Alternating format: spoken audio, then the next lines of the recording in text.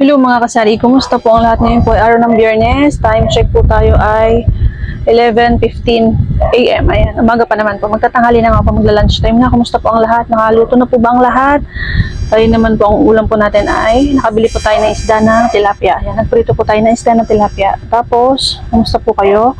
Nag-update po tayo sa mga ilang paninda po natin. Tapos, dahil maganap po natin kanina ay nakapamili po tayo ng konti kahit pa paano. Thank you Lord for the blessings. Kumusta po ang lahat mga kasari, mga friends? Ayan. Hindi po tayo nakapag-video call, namimili po tayo medyo mamadali po kasi tayo, tsaka medyo nahiya po ako mga kasari. Ayan. Ayan, sa mga bago po nating kaibigan ay please do subscribe. Mag-comment na rin po kayo para mapasyalan ko po ang inyong mga channel. Ayan. At for today's video, ayan, update po tayo kay seaweed na nori. Atin pong dry seaweed. Ayan. Apat na balot po ito. Apat na balot, 4 packs. Bali, 1 dozen po siya. Sa isang balot po ay meron po tayong 3 peraso. 3 po ang laman yan. Ayan, 3.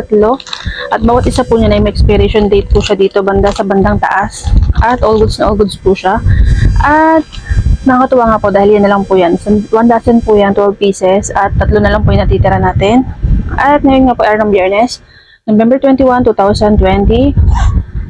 At naka-order na nga po tayo kahapon po Webes at ngayon po darating yan at maya po siguro mandang hapon kasi naka-out na po siya. Naka-parcel is out for delivery na po mga kasari. At kanina po nakapamili po tayo kahit papaano ng kaunti. Nagdagdag po ako ng konting dilata kasi ay mayroon po naganap sa atin ng ibang brand po ng dilata kasi matagal na po yung brand ng dilata na yun mga kasari. Kaya lang hindi lang po tayo bumibili kasi medyo hindi po kasi siya hinahanap, tsaka bihira po kaming kumain noon. Tsaka nasanay na rin po tayo sa sa Century Tuna. Yung kung ano lang po yung meron dito sa atin na malapit na binibilhan, yung 5-5 yan. May naganap po kasi ng Preska at tsaka ng Blue Bay. Ayan, depende po talaga sa lugar mga kasari. Dito po kasi sa area natin, saka dito po sa amin, ang mabenta po ay hinahanap nila Century Tuna, San Marino, yan lang po yung binibili natin. Yan po yung mga ilan po sa mga dilata po natin. Ayan po nasa likod po natin. Yan po ilan sa mga dilata po natin. At nung isang araw nga po may naghanap po ng Preska at saka Blue Bay. At ang binili na lang po niya ay yung wow ulam. Siguro po naghanap po siya ng medyo mas murang dilata kasi medyo mas mura nga po ng konti ang Preska at ang Blue Bay compared po sa Century at saka San Marino. Medyo mataas po ng konti ang kanyang puhunan. Ayan. At pabili nga din po ako ng tig-isa lang naman mga kasari. Sa sunod pa, magdadagdag tayo. At kahit paano po pag bumalik po yung ating customer ay meron po tayong maibigay. Ayan mga kasari. Kaya mahalaga din po kahit paano na bumili po tayo kung may budget po tayo ay mag-stock din po tayo kahit pa isa-isa po na mga dilata na hindi po masyado mabili or hindi masyado hinahanap ng customer pero makakain naman po natin mga kasari. Hindi lang po bumibili kasi dito po sa amin sa maliit na grocery kasi wala po silang stock na ganun. Ang stock lang po na dilata nila is mga 5-5, Century, corned beef na Argentina, ganyan, tsaka CDO. Pero doon po sa malaking grocery yan, marami po silang mga ganun, iba't ibang klaseng dilata. Gaya nga po na sinabi ko, minsan nga po kapag medyo natatamad po tayo mamili, dito lang po tayo namimili sa malapit. At dito po meron po kasi malapit sa atin na grocery. Kaya naman, kanina po ay napakapamili po tayo ng kaunti. Ayan, thank you Lord for the blessings kasi kahit pa paano po ay nakapamili po tayo ng halagang ano naman po ito. 908. Ayan. At nilagyan ko na rin po siya ng price sa gilid. Ayan kung magkano ko po siya ibibenta. At nakabili nga po ako ng konting dilata. Bali, walo lang po atang dilata. Ito 6 o bali siyam. Kasama po yung corned beef na 3. Ayan, nagbili na po tayo ng namili po ako ng mga kulang po natin dito sa ating sari-sari store kasi ayan po ating mga chichirya. Ayan, may mga stock pa naman po tayo ng chichirya. At meron po kasi tayong mga kulang na chichirya na hinahanap ng customer. Welcome to my channel. At ito nga po, isang bag lang naman po yung ating napamili. I-haul ko na rin po sa inyo mga kasari. Ayan, para makita nyo na rin po yung mukha ko. Ayan. Ayan po, bumili po tayong toothbrush. Kasi naubos na po yung toothbrush natin. Soft na Oral-B. Ang bentahan ko po dito ay 24 pesos. 24 pesos, depende po yun sa area kung magkano nyo po nabili yun yung toothbrush, kung magkano nyo po yung markup. Ayan. Sa atin po, 24 pesos, may tubo na po tayo. Ayan. Yung punan po niya ay 20 pesos. Pwede po siya 25. Snack ko, ito po mabenta po sa atin ng snack ko. Bumili po ako ng 4. Apat. 10 pesos po yung snack ko. Tapos yung mga dingdong po nating malalaki, ayan, nag 25 na po ako dito mga kasari kasi ang punan po niya ay nasa 21 pesos na po. Ayan, disclaimer po, iba-iba po tayo ng presyo ng pinagbibilihan natin. Ito pong black ay mabenta po si black kaya dalawa pong black ang binili natin na dingdong. Yan lang po mga kasari pero 900 na yan. Ayan, apat po na dingdong, dalawang black, isang red, tsaka isang yellow. 25 pesos.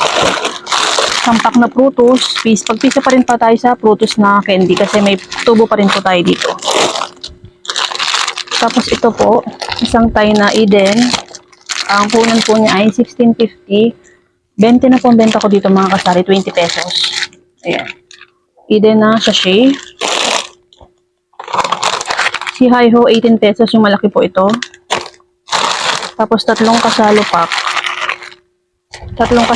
na spicy, 22 pesos. Pansit Canton.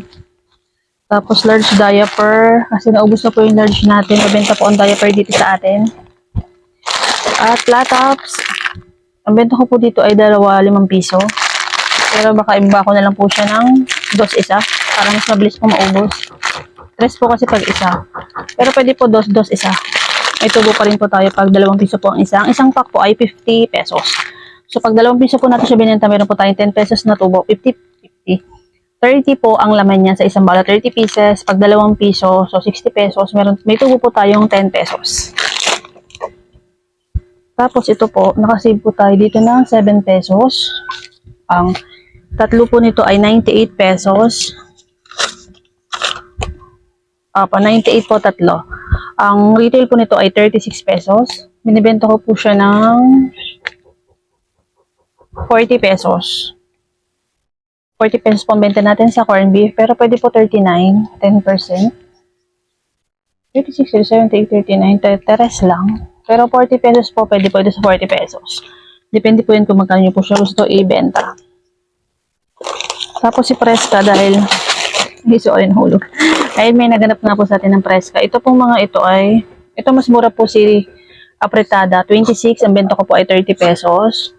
Ito pong mga hot and spicy, tsaka yung plain ay 34 pesos. Ang benta po natin 34 pesos. Bago po ito sa atin kasi meron nga po naganap last time, kaya bumili po tayo. Tapos, ito pong si Blue Bay, 33 pesos. Ayan, ang size po niya ay 155 ml. Grams pala, ml tuloy, grams. Ayan, 33 pesos. Ayan, tatlo din po yung binili ko, tig-ibang flavor para may choices po ang ating customer pag naghanap. So, yun lamang po muna mga kasari kasi yun lang po talaga yan na pamili natin. At saka kasama po isang diaper na large. Ayan, ang gamit po dito sa ating dogs. Ayan, bumili po akong large na tape, diaper, 1 dozen. Kaya siya, ang price po niya ay 908. Ayan. Yun lang po mga kasari, mga haganapan po natin ngayon. Yun lang po muna ang update ko po sa inyo mga haganapan po natin. At ayan po ang ating seaweed, 3 na lang. God bless everyone. Ingat po palagi ang lahat. Salamat sa panonood. At laging tandaan na palagi po natin i-check ang ating mga resibo dahil marami po talagang mga palindang nagsipag-increase na nga po mga kasari. Hindi nyo lang po napapansin ay mga cents, 50 cents. Ayan, ay nag-increase na po talaga ang ibang mga paninda. Kaya magiging panuri po tayo sa ating resibo at sipag at syaga po talaga para umunlad po ang ating sari-sari store. Happy selling po sa ating lahat. God bless. Ingat po. See you to the next one.